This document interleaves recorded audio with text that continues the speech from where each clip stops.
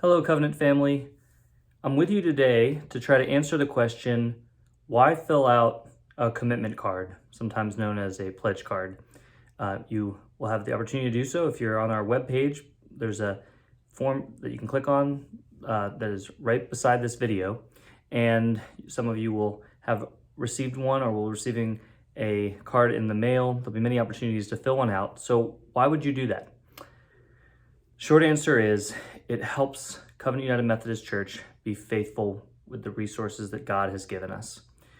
Every year, our finance committee works really hard on setting a budget for 2022. Our church leadership prays about and discerns how we should best allocate the resources, the gifts that God has given us.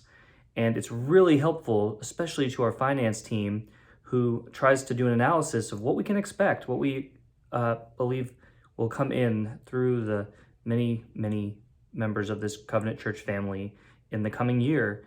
And so those commitment forms help them to have an idea of what we can expect, help us to know. We know that sometimes people are able to do more than they put on the card, sometimes less, and that's all kind of included in their calculations. But it's really helpful to know what people are expecting to give in the coming year, so we can set the best budget possible, so we can be good stewards of the funds that have been given to this church, and that we can do God's will together as Covenant United Methodist Church. I'm so excited for what God has for us in 2022. I believe this church has an opportunity in this time to grow in our love for God and our love for one another, grow in our impact in our community. I think there's a lot of people who need to know about the love and the truth of Jesus Christ, and that this church could be one of the main ways that God does that in this North Austin community. So if you would, please prayerfully consider what you want to put on that commitment card and fill it out at your earliest convenience.